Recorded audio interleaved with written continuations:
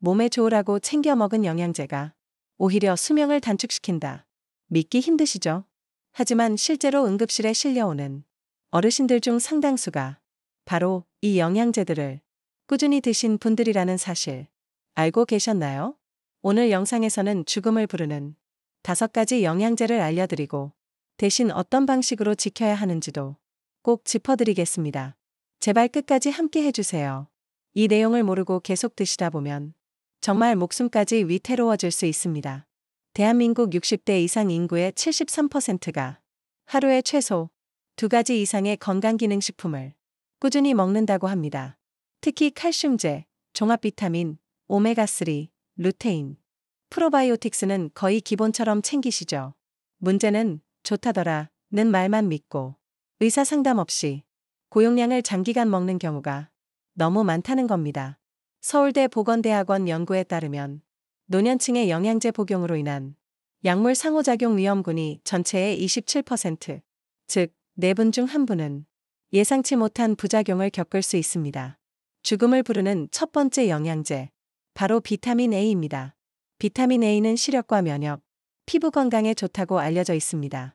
그래서 나이 들어 눈이 침침하거나 피부가 거칠어졌을 때 비타민 A를 챙겨 드시는 분들 많으시죠.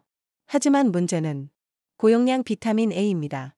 미국 국립보건원 NIH 자료에 따르면 비타민 A를 하루 3,000지 이상, 즉 권장량의 3배 이상 섭취하면 간독성, 골다공증 악화, 뇌압 상승까지 유발할 수 있다고 합니다. 특히 70대 이상에선 골절 위험이 최대 2배까지 높아진다는 하버드 의대 연구 결과도 있습니다. 74세 여성 환자 한 분은 피부가 좋아진다는 말만 듣고 비타민 A 영양제를 하루만 IU씩 3년 가까이 드셨습니다. 처음엔 괜찮았지만 어느 날 갑자기 피로감과 두통, 심한 어지럼증으로 병원에 오셨습니다. 검사 결과 간 수치가 급격히 올라 있었고 골밀도도 또래보다 현저히 낮아졌습니다. 결국 영양제를 끊고 간과 뼈 치료를 동시에 받아야 했습니다. 왜 이런 일이 벌어질까요? 비타민 A는 지용성 비타민이라 몸에 쌓여 잘 빠져나가지 않습니다. 간에 축적되면서 독성을 만드는 거죠. 특히 어르신들은 간 기능이 떨어져 젊은 사람보다 더 쉽게 축적됩니다. 즉, 같은 양을 먹어도 어르신들에게 훨씬 위험할 수 있다는 얘기입니다.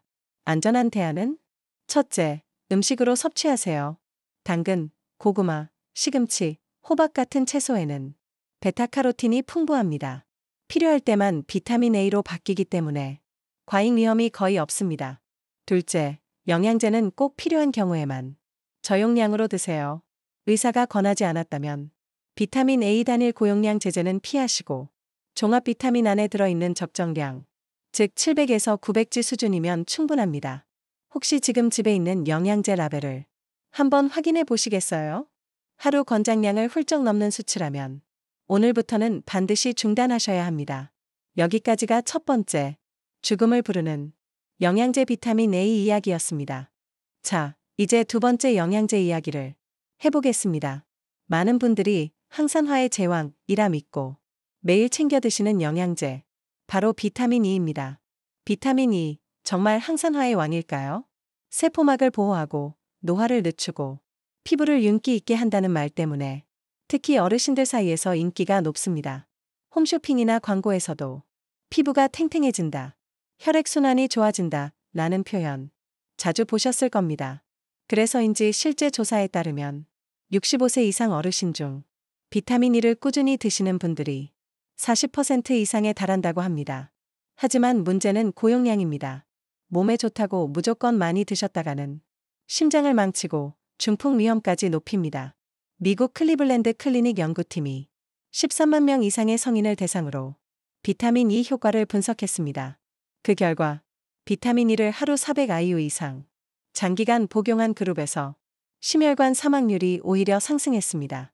2005년 Annals of Internal Medicine에 실린 메타 분석 연구에서도 확인됐습니다. 비타민 E를 과다 복용한 사람들은 뇌출혈 위험이 최대 22%까지 높아졌다는 보고였습니다. 즉, 건강해지려고 먹은 비타민 E가 오히려 심장과 뇌혈관을 위협한 셈입니다. 실제 사례를 들어보겠습니다. 경기도 부천의 72세 남성 어르신. 혈액순환을 좋게 하고 싶다며 비타민 E 800IU를 매일 5년 넘게 꾸준히 복용하셨습니다. 처음엔 피부도 매끈해지고 손발이 따뜻해지는 느낌에 만족하셨죠. 하지만 어느 날 갑자기 두통이 극심하고 시야가 흐려지고 말도 어눌해졌습니다. 응급실 검사 결과는 뇌출혈. 의사들은 장기간 고용량 비타민 E가 혈액 응고를 방해해 출혈성 뇌졸중으로 이어졌을 가능성이 높다고 설명했습니다. 왜 위험할까요? 비타민 E는 혈소판 응집을 억제합니다. 즉, 피가 잘 뭉치지 않게 하는 거죠. 그래서 고용량을 장기간 복용하면 코피가 자주 나거나 멍이 쉽게 들고 심하면 뇌출혈이나 위장관 출혈 같은 치명적인 상황으로 이어집니다. 특히 별표 항응고제, 와파린, 아스피린, 별표를 복용 중인 어르신이 비타민 E를 먹으면 출혈 위험이 배로 커집니다. 그렇다면 어떻게 해야 할까요? 첫째, 음식으로 충분합니다. 아몬드, 해바라기씨, 참깨, 올리브유 이런 식품만으로도 권장량 하루 15mg은 충분히 채울 수 있습니다. 둘째, 영양제로는 200IU 이하만. 특별한 의학적 필요가 없다면 200IU 이하의 소량 섭취가 안전합니다.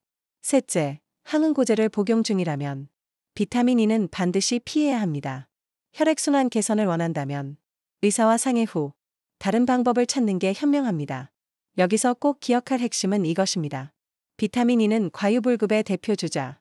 젊은 사람도 장기 고용량은 위험하고 60대 이후 어르신은 더 빨리, 더 크게 부작용이 찾아옵니다. 혹시 지금 드시고 계신 영양제가 400IU 이상이라면 오늘을 계기로 중단을 꼭 고려해 보셔야 합니다. 여러분, 영양제는 부족할 때 채우는 보조수단일 뿐 넘치도록 쌓아두는 안전망이 아닙니다. 많이 먹는다고 젊어지지 않고 병이 사라지지도 않습니다. 이제 두 번째, 비타민 E 이야기를 마쳤습니다. 다음으로는 세 번째 영양제, 바로 칼슘제에 관한 진실을 알려드리겠습니다. 과다 복용하면 혈관을 굳게 만들고 심장마비까지 부를 수 있는 무서운 영양제, 칼슘제입니다.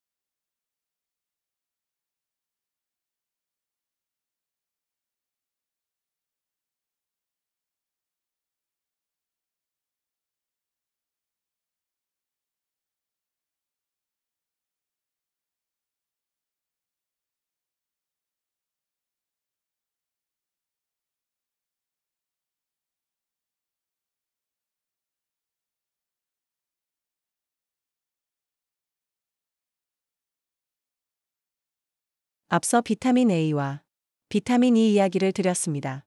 이제 세 번째 영양제, 바로 칼슘제입니다. 칼슘, 뼈에는 좋지만 심장에는 독이 될 수 있습니다. 골다공증 예방을 위해 어르신들이 가장 많이 드시죠. 특히 여성 어르신은 폐경 이후 골밀도가 급격히 낮아지기 때문에 칼슘제를 필수처럼 챙깁니다. 문제는 얼마나, 어떻게 먹느냐에 따라 결과가 완전히 달라진다는 겁니다. 하버드대와 독일 연구에 따르면 칼슘제를 하루 1000mg 이상 복용한 사람들은 심근경색 위험이 31%나 높았습니다.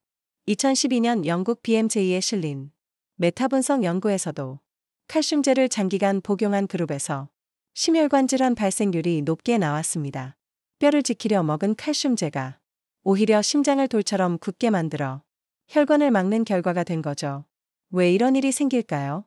칼슘이 혈액 속에 남으면 혈관 벽에 달라붙습니다. 노화로 혈관이 약해진 어르신에게 석회화가 일어나 동맥경화로 이어집니다. 즉, 칼슘이 뼈로 가야 하는데 잘못 먹으면 혈관으로 가서 돌덩이가 되는 겁니다. 실제 사례입니다. 대전의 76세 여성 어르신, 골다공증 예방 차원에서 칼슘제 1200mg를 10년간 복용했습니다. 그러다 어느 날 갑자기 가슴 통증과 호흡 곤란으로 응급실에 오셨습니다. 검사 결과 관상동맥이 굳어 있었고 혈관 곳곳에 칼슘 침착이 보였습니다.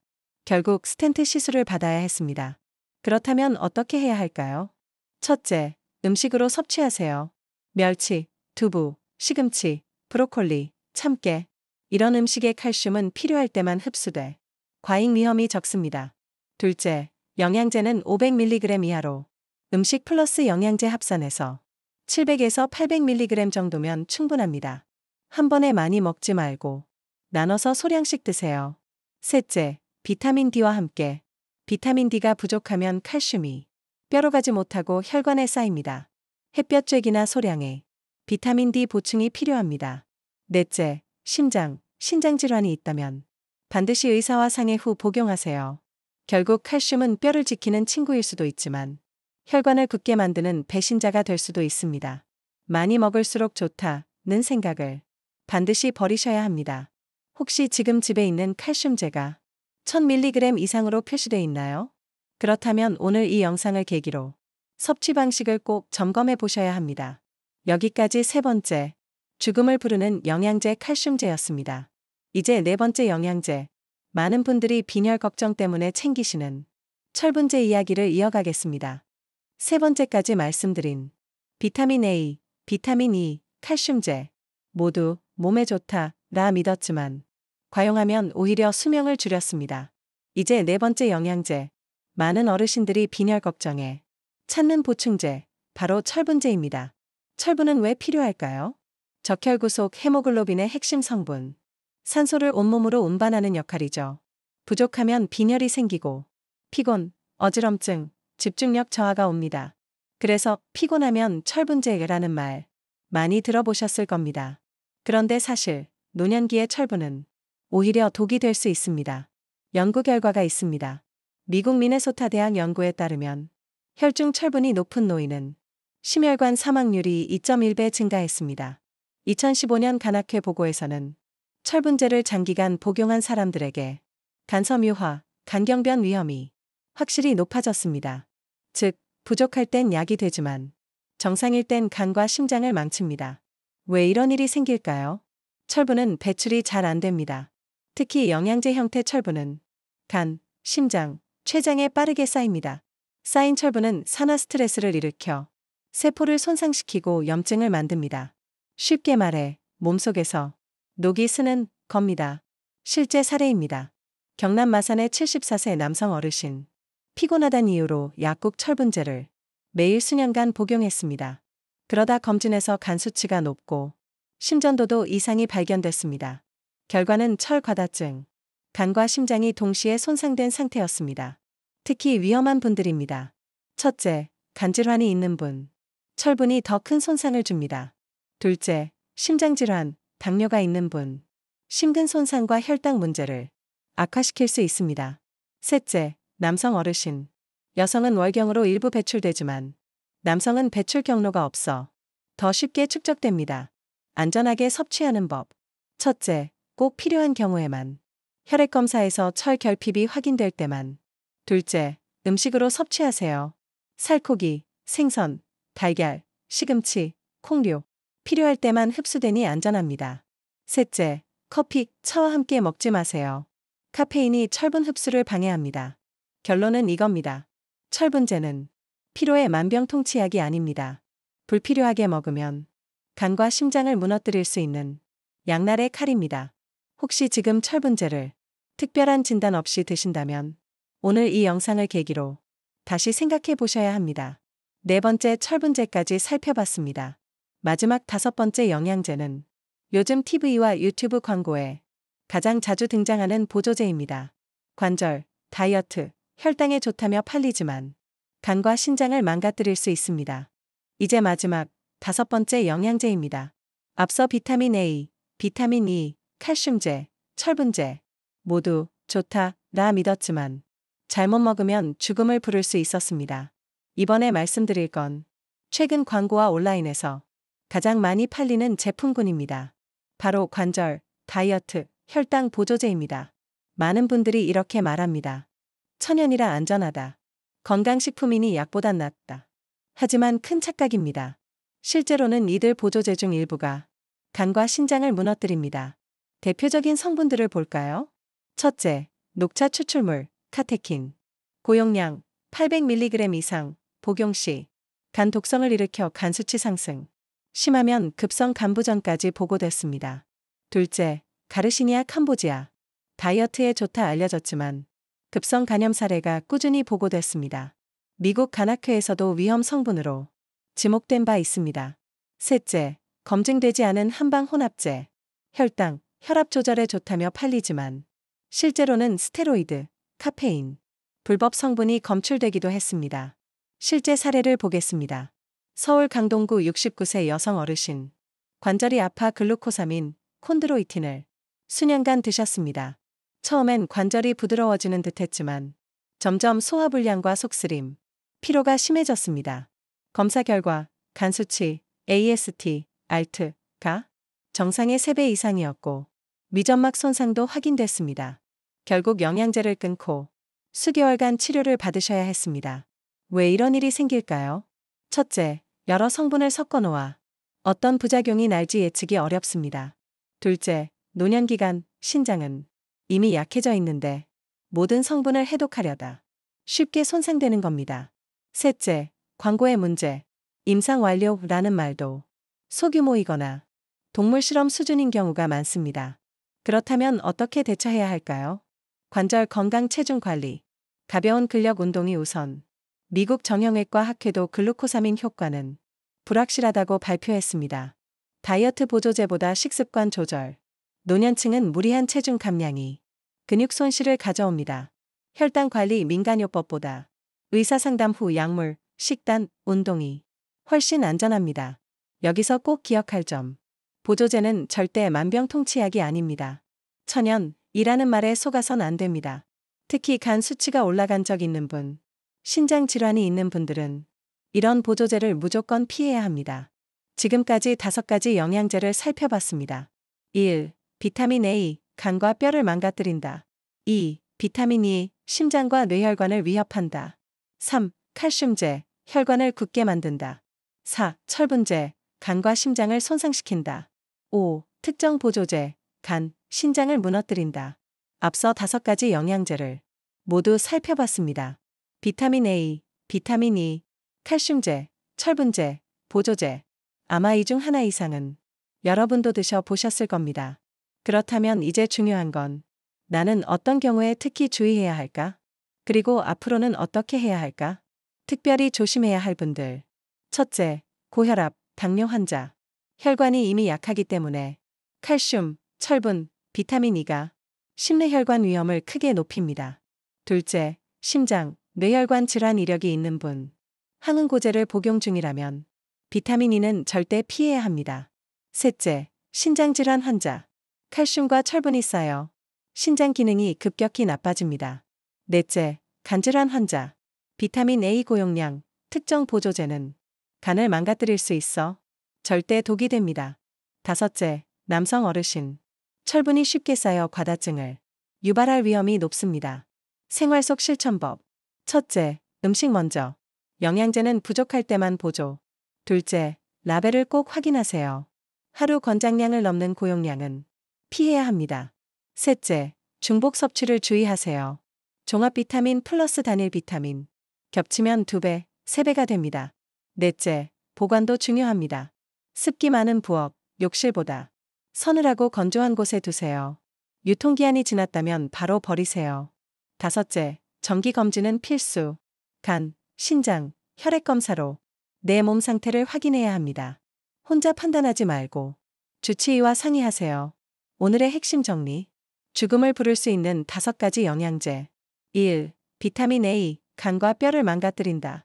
2. 비타민 E, 심장과 뇌혈관을 위협한다. 3. 칼슘제, 혈관을 굳게 만든다.